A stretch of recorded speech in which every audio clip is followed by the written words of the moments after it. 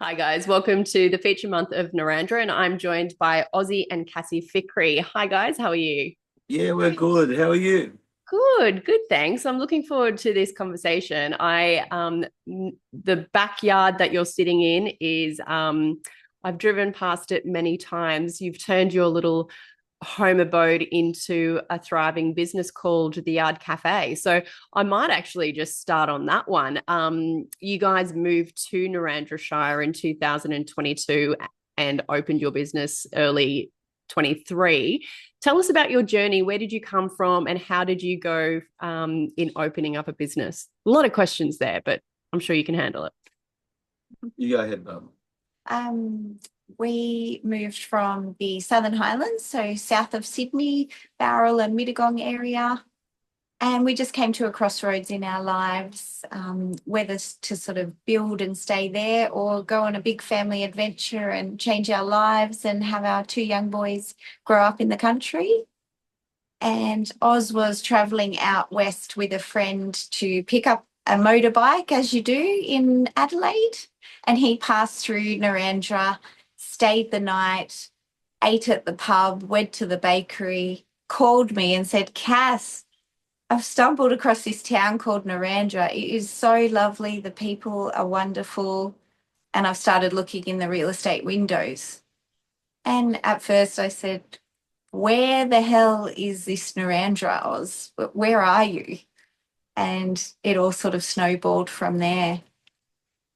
That is a really common story I hear from people who make country changes. It's just they've been driving through on from one route, Adelaide usually, or Melbourne, and they've gone, oh, I love this town. Let's find out more.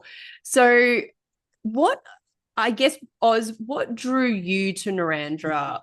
What I guess out of all the towns you stopped at along the way or drove through, why did Narrandera stand out to you to as a possible country change? Well, we love the architecture, all the beautiful old buildings. We bought a big old building. We have a beautiful old building in Mittagong as well, so we're drawn to them. The streets are 20 meters wide. Mm. You can turn a semi-trailer around in the main street. Not that they're allowed to have semi-trailers in the main street, but they were designed so you could do that. Turn a big truck around. Um, there's no parking restrictions. There's no traffic lights. There's no roundabouts. It's like really old-fashioned country living. It's a 5-minute round trip to take the boys to different schools. Like one goes to an infant school and one goes to the primary school. And I can put them both in the car and be back here to open the cafe by 9 o'clock if I leave at 10 to 9 with them straggling, like, come on, let's go. What's taking so long, Yeah, anything to make that morning routine easier. I hear Yes. you. So, And the value for money you're getting for property. Like we bought a big old bank on the main street, East Street, for like $450,000 2 years ago. yeah, I'll actually pull up your Instagram page and you see a little bit of um you see a little bit of the architecture. Oops, sorry, I'm just going to move around that you're talking about. I think, oh no, I don't have any photos of it. But that Art Deco period, so the red brick, the beautiful archways, and there's so many thriving businesses in the region. What was it like opening a business? Did you run a business back in Mittagong? Yeah, so I had a kebab shop in Barrel for a decade, between the year from 1999 till about 2012. And in that time, I met Cassie, and then we got married. And I had a job as a courier driver as well in my downtime because the kebab shop was only open 3 days a week, weekends. Because it was right across the road from a pub. See what you did there? Yeah. And then Cassie was like a really successful real estate agent in the Highlands, and I was a video producer. So We've always been very entrepreneurial. yeah. So, what were the standouts for you then in relocating and see, like, was there a difference starting a business in Narrandera? What was the community and council like, for example? Oh, look, council, amazing. I sort of said to them, listen, what do we have to do? We have a kebab, not a kebab, we have a coffee van. We just want to run it out of our backyard. And they go, get started, and then we'll come and see you about compliance and all that. You know, like that, you don't have to go through all the rigmarole with us. We'll help, we'll nurse you through it. And they really have. Yeah, they've haven't been they? super, super helpful. Like that was 2 years ago, and they've come down and they go, we might have to do this now, we might have to do that. And they've just given us a lot of time and a lot of patience. Yeah, and it's very open communication. It's very country time. Like there's no bureaucracy. Like it's just like we'll help you through it. They got this new system and it's like a porthole. And I go, we make coffee and kebabs. We don't know how to do all this. And they're like, no worries, come down to the council. And they get out the laptop and they help us fill out. They're amazing. They've really been really helpful and friendly. So Yeah. And we definitely hear that a lot about the region's councils because everybody who works for council is part of the community. So they really want it to grow and thrive and be prosperous and attract people who are going to stay and attract the right people.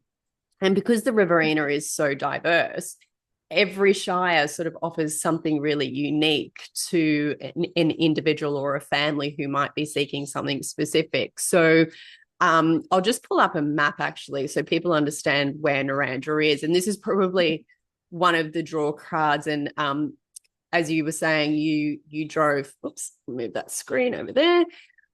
You were driving from the Mittagong area and to Adelaide, and you were passing through Narrandera here. And if I zoom in, you've got Canberra, Sydney, Melbourne on your doorstep, Adelaide a little bit further along.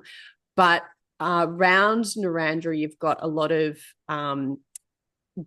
regional centres as well, like Griffith, Albury, Wodonga, Wagga Wagga. Leighton. That's only about 40 minutes from memory. No, it's 20 minutes. 20 minutes, sorry. And it has a beautiful retro cinema called the Roxy, which is just opened back up.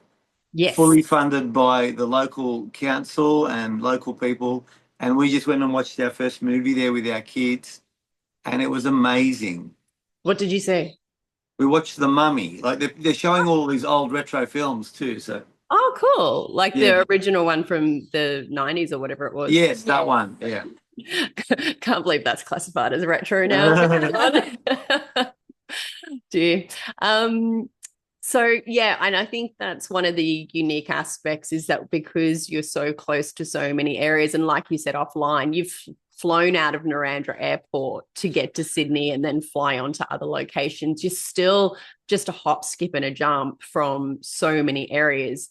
Was that a draw card for you guys, knowing that you were so getting around was going to be easy? Have you lacked anything? Have you missed out? Do you miss anything? Look, I say to people all the time, they're like, oh, you're so far from Sydney, you know? And I go, well, I was only an hour away before, and I don't remember visiting it that often. So if there's a wedding or a funeral with our Cypriot Turkish community, we still go from here. You know, we put away a couple of days and we travel and we enjoy the drive. It takes about 5 or 6 hours to get back to Sydney. Yeah. But so we put away a couple of days to do an event.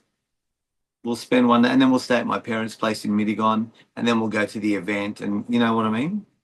Yeah, you make it more of a journey experience as opposed to a dash in, make it torturous and get back out. But if you do want to do day trips, you do have access to the airports, obviously, which a lot of people do. They'll just fly down to Sydney or Melbourne for the day for work if they need to for meetings.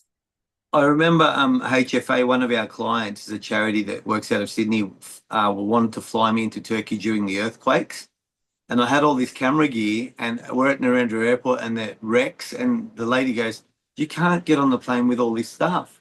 And I said, I'm going to Turkey, there's earthquakes, it's for charity. And she goes, okay. Like, it's just so, they're all really wonderful. Like, I said to Cass, just wait in case I have to leave some stuff with you. And then when I told her it's for charity and that there's earthquakes, and she goes, okay. And they just put me on the plane, with Yeah. all my stuff, Oh, look, I think that's one of the beautiful things about country communities is that we understand how to rally in times of need, whether it's, natural disasters or just 100%. in people. And people, right? Like, what's the community been like for you coming in? And I'm assuming you didn't know anyone in town when you moved? Nobody. We knew nobody. Everyone has been so warm and welcoming, so friendly. Actually, when the earthquakes were on, I had to fly out for a month, or was it? Yes, he left me for a month. She was by In a herself. new town, 2 new children. The local church came, brought food. What were some of the things they did? Yeah, just everyone was so lovely, just checking in on me. Do you need anything, Cass? Can we help you in any way? And they all prayed for me the whole time I was there. And you're not going to believe it, the earth did not shake while I was there. 10 days while I was there. It was incredible. Yeah. And I think, again, that's a really beautiful thing about regional towns is that sense of community. You do have a lot of different places of worship and a lot of other places for communities to gather, a lot of charities, things like your RFS, where people can do outreach and be part of the community and really give back. And it's that sense of solidarity that I guess is really, really beautiful. What about from a family perspective? Like, did you have concerns, or what's the schooling journey been like for you, or for the children, I should say, for example? So when we were first prospecting to come to Narrandera, so Oz came home from this Adelaide trip and he basically had a bee in his bonnet. He said, Cass, wrap the kids up. Come on, we've got to go and check out this Narrandera town. And of course, we brought his wog mum along as well. And we came to town and we did that sort of prospecting. We checked out all the local primary schools where our boys would potentially go to school. And we got to town late one afternoon and we were just driving past the park playground and then the little primary school. And there was some teachers standing out the front. School had finished. So we knew we couldn't have like a little tour or anything. But we just wound down the window and the teachers there on the footpath spent about 45 minutes talking to us about the region, the school, all it has to offer.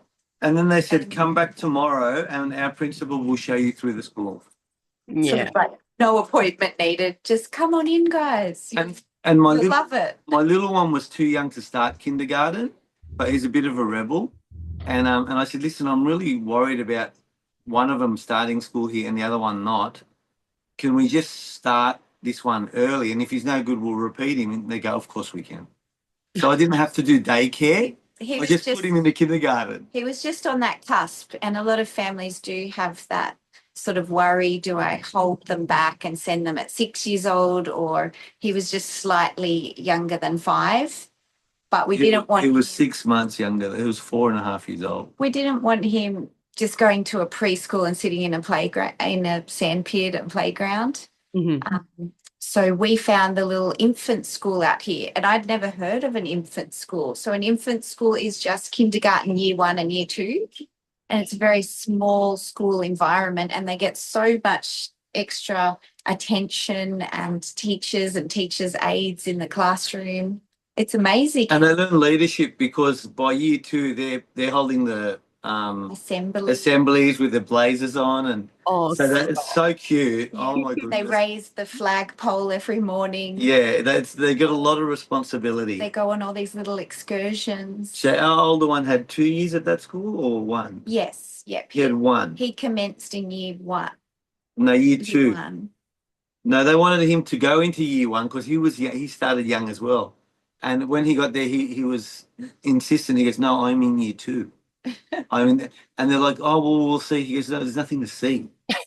I mean, like, he's He's a bit like Sheldon, our older one from that show. The Big Very Bang Theory. headstrong, Yeah. but very intelligent. And they worked out, oh, yes, you're definitely at year 2 level. Oh, And then he's transitioned to the other school now, and they're loving him there. And But this little start of moving to a new town and a new school, but starting them in the little infant school was the best thing for them.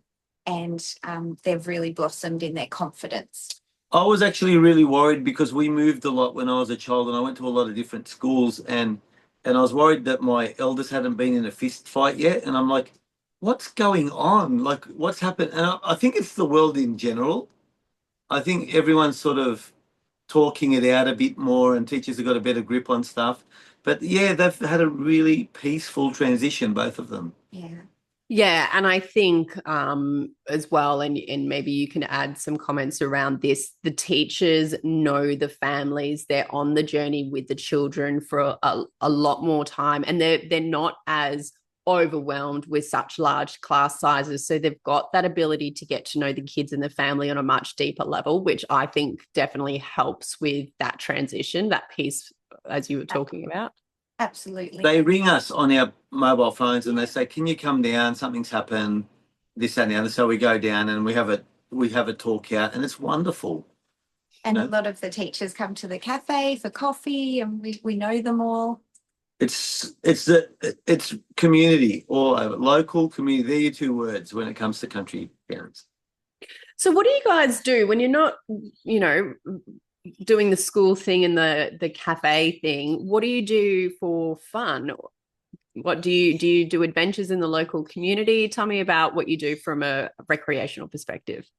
We have found a lovely, lovely spot down by the river, and it's called Second Beach.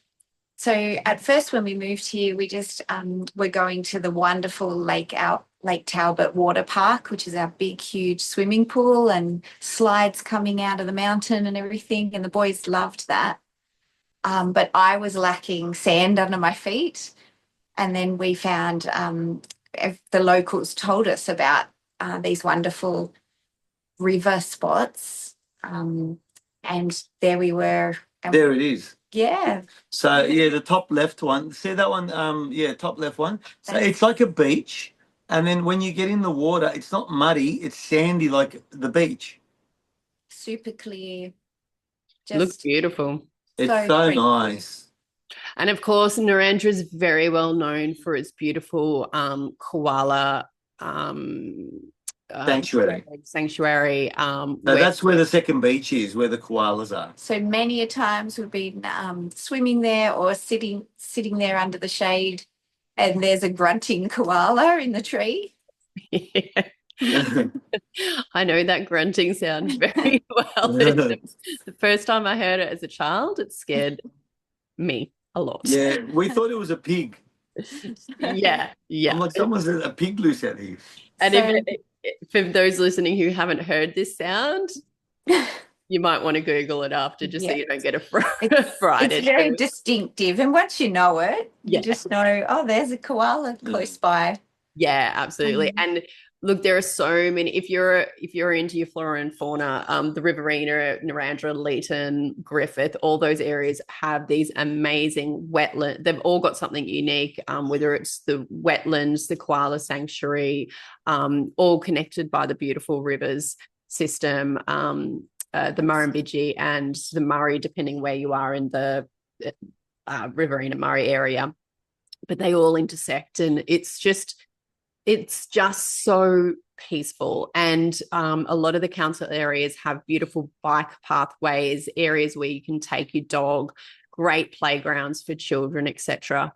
And our playground is second to none, and they've just done another renovation revamp on it. And there's basketball courts there, open to public, and just stuff you don't see in other areas, Are you talking about the Narrandera Shire one or the yes. Or the water tower? The Narrandera Shire, yeah. Yeah. I'll see if I can bring up some pictures. And that's where the new information centre is also now. There's the park. Yeah, I know there's much better pictures of it, so I'll try and find those ones. But the water tower playground's really amazing too. That's just gone in, actually. That's really cool. Oh, Yeah, there's our mayor, Lovely man. Neville. So other things we do on our day off, we like to jump in the car and go to the surrounding townships. So we go to Leeton a lot. Leeton's very multicultural. Leeton's a bit bigger of a town, so it has a bit more shopping for us, like Leighton's sign, Aldi and Woolworths. Leighton's welcome sign is so charming. It says, all migrants, immigrants, and refugees welcome here. yeah. So they were part of a really beautiful immigration pilot program a few years ago. So they've really welcomed a lot of immigrants into town, and they've got these beautiful refugee migrants and new settlers. And of course, the region was built on the backbone of immigrants coming in from the Chinese, the Italians, Yes. really after World War II or during World War II in the gold rush era. So you do have this diversity of amazing cultures and amazing food and wine. Griffith on the doorstep with their amazing wines and whatnot. And being the food bowl, and you'd probably appreciate this as cafe owners, being in the food bowl, your access to amazing fresh produce. Was that a draw card for you guys as well? Oh my goodness. We have an Italian friend, Carmini. He's a local barber, and his barber shop's called the Italian Barber. And they make their own salami. Him and his other Italian mates, they make their own salami. Every year there's a salami making contest. They bring us fresh cut meat, fruit. This morning, Carmini bought a bucket of prickly pears. He goes, "Do you know how to peel these?" And I said, "My dad used to peel them for me." He goes, "I'll peel them for you." And he peeled them for us. So we had prickly pears for breakfast. So we have people dropping in with fresh produce all the time from their gardens. And who else came the other day? Michael and Lisa, who own Green Gecko Nursery at Griffith. They brought us a box of fresh grapes that they picked from their vineyard. Yeah, wow. Yeah. That's you don't get that in the cities, that's for sure. People are always dropping off stuff here. Yeah, nice. Yeah. So is there anything else about your country change journey that you'd like to share with people in terms of whether it be advice, anything that surprised you? When friends and family ask you why on earth did you move to Narrandera, what do you generally tell them? Here's what I say. Do you have a house in Sydney? And they're like, yes. I go, what's your house worth if you sell it now? $1.2 million. I go, what do you owe on the house? $600,000. Okay. So if you sold your house and bought a beautiful big old mansion in the main street for $600,000 with 5 bedrooms, 2 safes, 2 bathrooms, swimming pool, and you're debt free, now you own a big house, you know, I go, what's it costing you to live in a house in Sydney or Melbourne or wherever you are? And then they take that on, don't they? And you see them, the cogs turning. And now a couple of friends of ours said, we're looking in country towns now as well. Not our country town, but they're welcome to come to Narrandera. Everyone is. But they're looking at the other similar things for themselves. 2 of our friends, actually, family friends, are looking at doing the same. Started a trend. For me, it's the peace and the tranquility out in these regions and the sense of community. Everyone who walks down the street looks you in the eye and says good morning and has a little chat. It's lovely. Yeah, it's that feeling of connection. That's so beautiful. And if people are interested in making a country change to Narrandera and finding out a little bit more, they can head to the website under our places, hit Narrandera Shire, and have a read through the material. Obviously, the river activities is a big focal point. And you've got a lot of other towns and villages around Narrandera Shire as well. And obviously those other LGA areas that you were mentioning, you can listen to a little country change video that we filmed a little time ago. Access to information around housing, obviously the transport that we were talking about connectivity, education, which we also touched on, healthcare, access to your medical centres. You've got a district hospital, but you've also got access to those larger Wagga Base, Griffith, Albury, which are larger hospitals, and have a lot of specialists as well.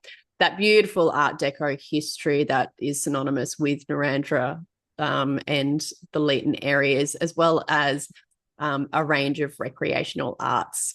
You can also watch some latest videos that are sort of recorded with locals like Ozzy and Cassie, and read some of the articles that have been put together. And I think we might actually be interviewing the barber that you were talking about for this month's feature. Oh, you should. He's wonderful. Yeah, I'm. His story is sounding very familiar, and I think he's the one we're actually going to be talking to very soon this week. So, yeah, make sure if you are interested in a country change to Narrandera Shire, make sure you head out, go to the website, reach out to the team, but also head out, like go visit Narrandera, go and speak to the locals, walk down the main street, spend a couple of nights, make sure you go to the Yard Cafe, of course. And the shopping's really good. The boutique little shops around there, you won't be disappointed. Any other final words of advice for people considering a country change to Narrandera Shire, guys?